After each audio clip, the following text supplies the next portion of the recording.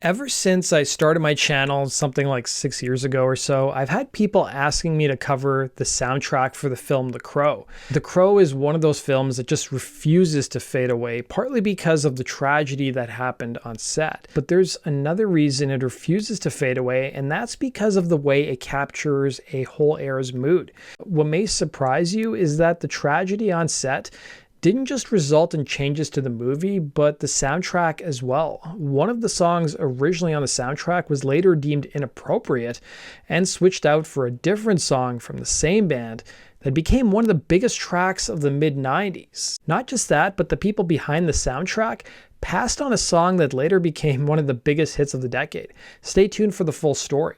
Before we get started, be sure to hit the bell notification icon and put all notifications on. I hear from a lot of my subscribers that they don't even get notifications when I post my videos. I would greatly appreciate if you guys did that. In addition to, of course, watching my videos and sharing my content.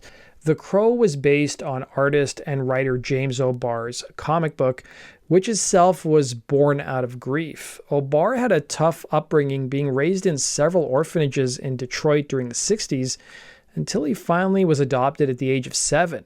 But his new family wasn't much better. He suffered abuse and neglect, and he soon found solace in comic books and received positive feedback on both his drawings and storytelling.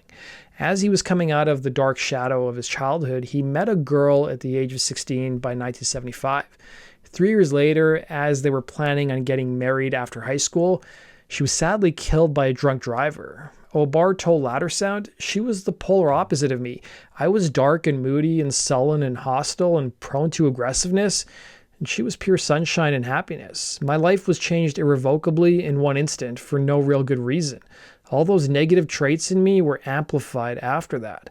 Wanting a distraction from his grief and some sort of structure and guidance, he decided to join the Marines and was soon stationed in Berlin, Germany during the Cold War.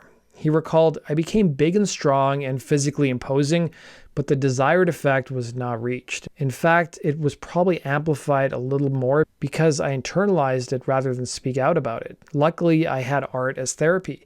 It was during his deployment to Germany he began listening to post-punk and goth groups like Joy Division and The Cure.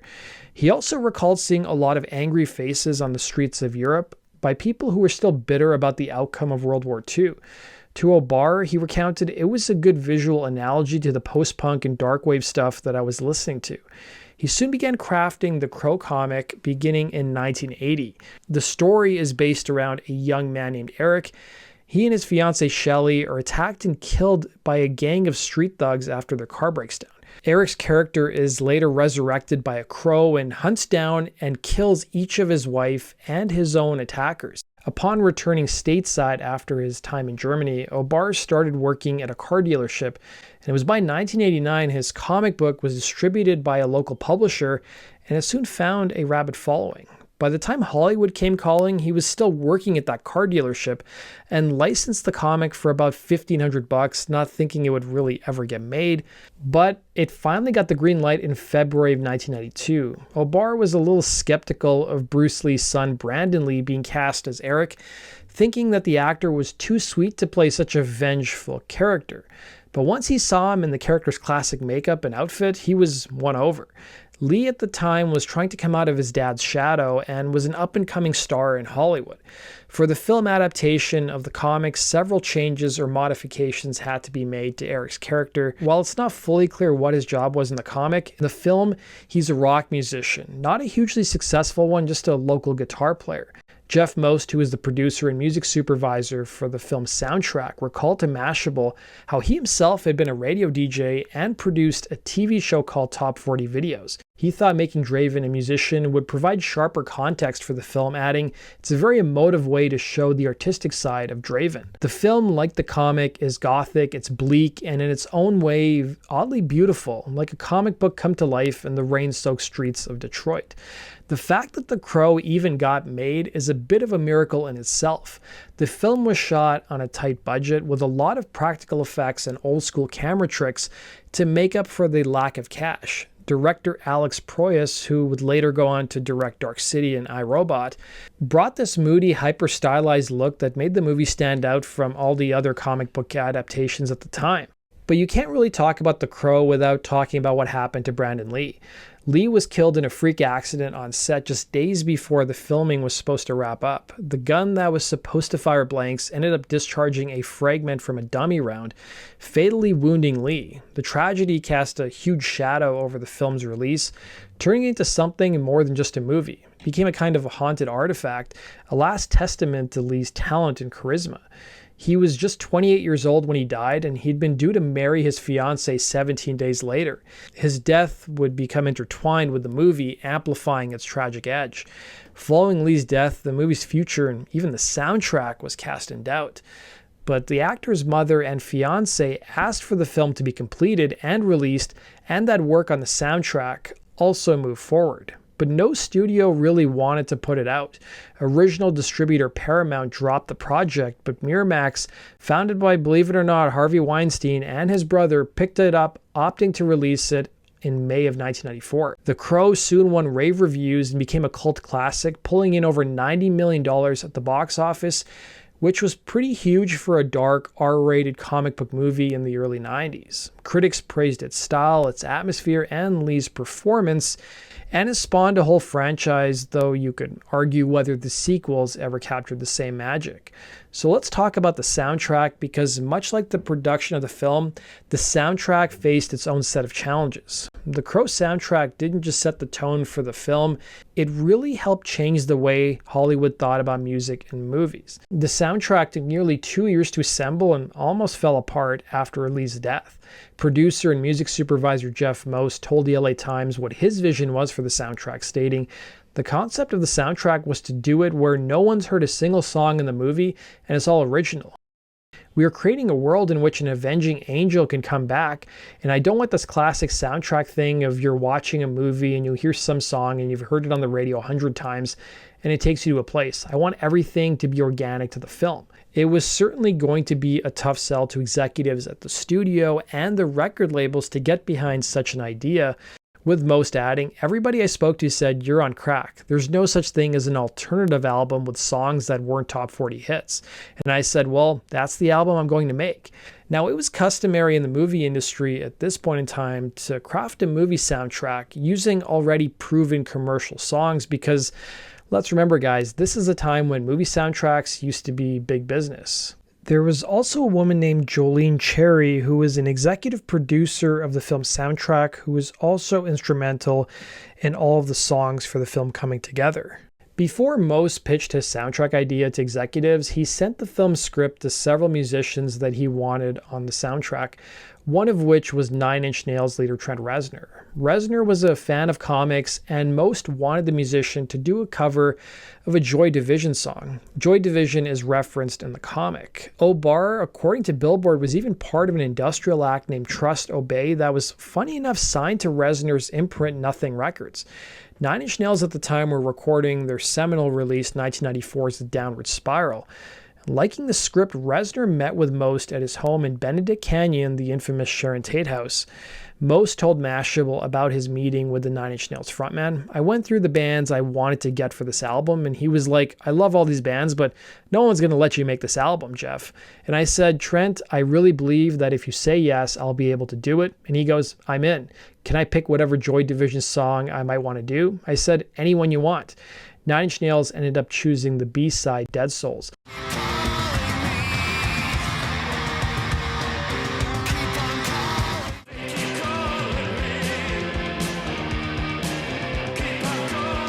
Interestingly, though, former Joy Division and New Order member Peter Hook later revealed in 2013 that New Order was asked to cover a Joy Division song for the film. But things apparently didn't work out, and he wouldn't elaborate any further in terms of why that was the case. But Hook did praise Nine Inch Nails' cover, stating, "I like the band a lot, but they did the song very faithfully. It's a real complimentary interpretation of Dead Souls. A lot of the time when I hear it, I think it's us. That's a great compliment from Trent."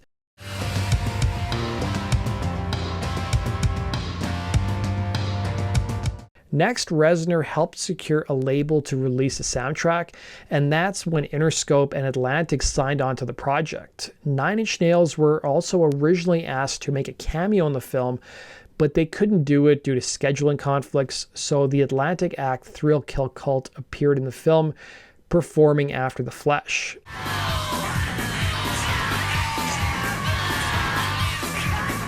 The members were marked having to play the song nearly 10,000 times in the freezing cold at an abandoned concrete factory over the course of 2 days. Interscope and Atlantic utilized their own roster of artists to suggest acts for the soundtrack, while bands from other labels also submitted their own songs for inclusion. One of the first artists submitted by Atlantic was their newly signed act named Stone Temple Pilots, who at this point hadn't released their debut record Core. Originally, STP contributed the song Only Dying, which was supposed to make light of Eric's death, but after Lee's passing, most told Mashable it was just disrespectful to use it. STP concurred and submitted a new track called Big Empty. Most added about the song, I jumped up and down and I was like, oh my god, what a beautiful song.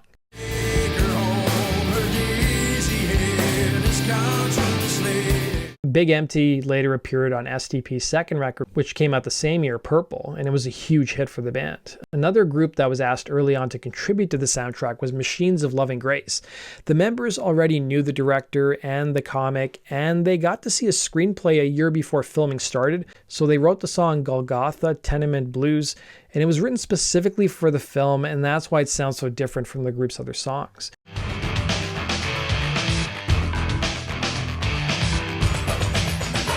But Most soon hit a snag. The next group that he wanted to go after for inclusion on the soundtrack was The Cure. The Cure had already had their lyrics to The Hanging Garden published in the comic book, and Most and Cherry figured that since Robert Smith had to give permission to have his lyrics published in the comic, he would be an easy yes. I mean, the comic even had the words used with permission. Well, it turned out Robert Smith had no idea what The Crow was, and he never gave permission for The Hanging Garden's lyrics to be published. When Most asked O'Barr how he got away with using The Cure's lyrics, he said that he'd seen other comics use the wording with permission by, and he just copied the same text. Eventually, though, Smith was sent the comic book and a screenplay for the film and liked it so much, he immediately said yes. Originally, the idea was to use The Hanging Garden, but Smith liked the comic and screenplay so much, he opted to write an original song titled Burn.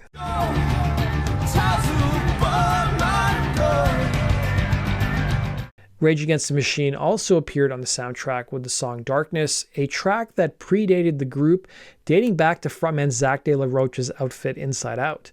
It was originally called Darkness of Greed, and it appeared on Rage's 1991 demo tape.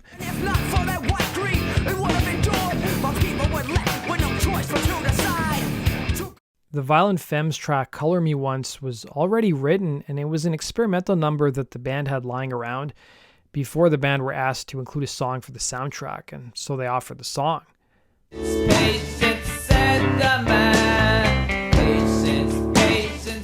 Henry Rollins contributed the song Ghost Rider, a cover of a song by the band Suicide. It was originally written about the comic book Ghost Rider, who Rollins himself claimed he wasn't a fan of, but he was just simply a fan of the band's.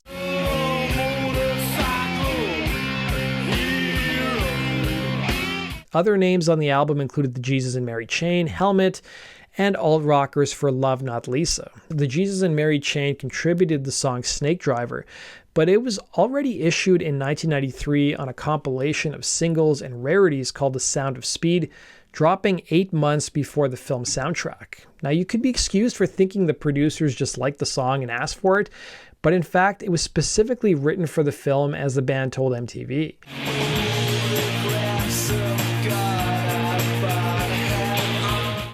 Helmet, who was working on their 1994 record Betty, also appeared on the album with the song Milquetoast. The song also appeared on their album Betty, albeit a different version.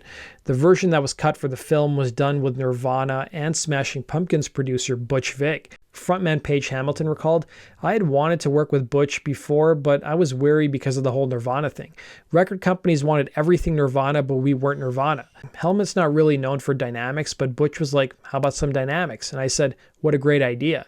It turned out to be one of my favorite things on the album." The idea of dynamics also carried over onto their album Betty.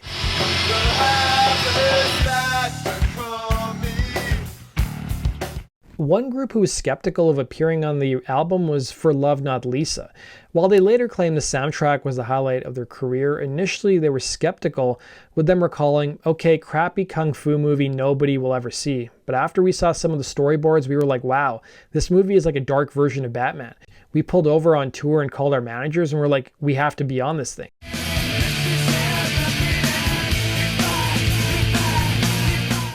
Medicine's Time Baby 3 featured an appearance by Cocteau Twins' Elizabeth Fraser and is titled 3 because, as you maybe guessed it, 3 versions of the song exist.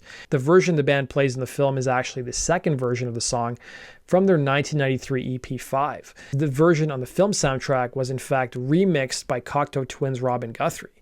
No, they don't have to take you away. Pantera also appeared on the soundtrack with a cover of Poison Idea's The Badge. Pantera, around the time of recording the cover, was also working on their future chart-topping album Far Beyond Driven and were inspired by Poison Idea on that record as well.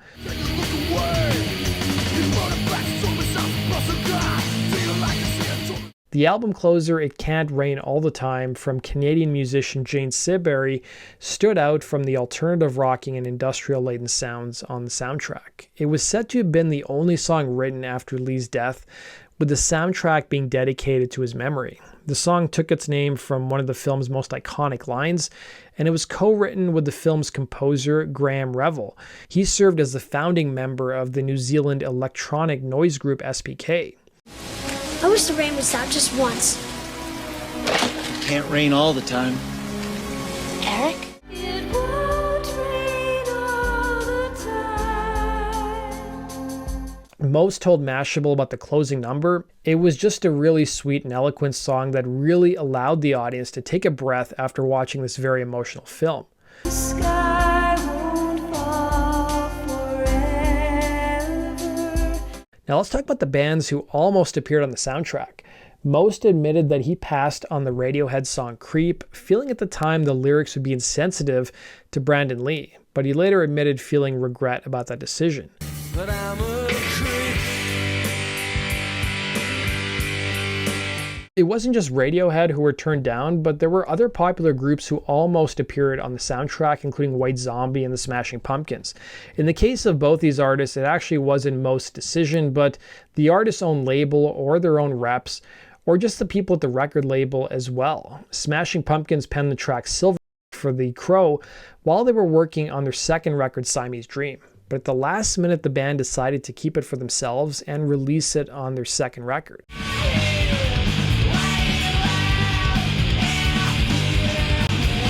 As for White Zombie, they originally cut the song Babe Ruth, and the band was even invited to the movie set since they were on tour nearby, and they seemed to get along with everybody and even befriended Brandon Lee. But it was a music executive who kiboshed the whole idea. He recalled there was a record company president who said these guys will never sell 50,000 records in their entire career, and I said, you are 100% wrong. These guys have an amazing sound. The song is great. According to Most, the exec countered, it can't be on the record because they're not going anywhere. You're just wrong. So a few years later, when the sequel to The Crow came out, Most made sure that White Zombie would get asked first to appear on the soundtrack, which they did. Rob and company opted to cover the Casey and the Sunshine Band song I'm Your Boogeyman, which ended up netting the band a nomination at the Grammy Awards for Best Metal Performance.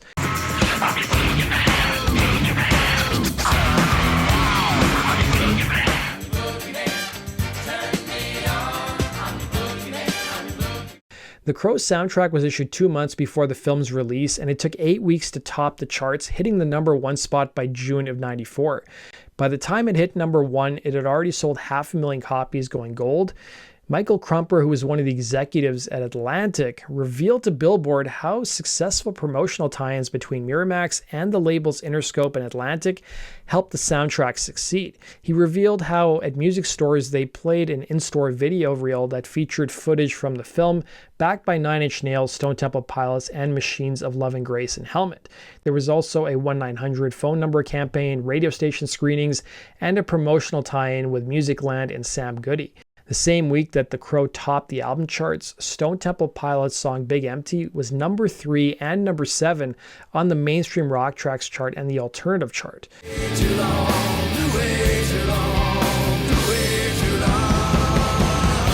The Crow soundtrack became a huge success, selling nearly 4 million copies in the States, going triple platinum. It also went platinum in Canada and gold in the UK and Australia. Most would make more Crow movies, and Cherry would soon create another hit soundtrack, 1995's Batman Forever. Yet both expressed how this movie and soundtrack is special to them, with Cherry telling Mashable, "I'm really grateful for that, because I think it set up Brandon Lee to be remembered forever." That does it for today's video, guys. Thanks for watching. We'll see you again in Rock and Roll True Stories. Take care.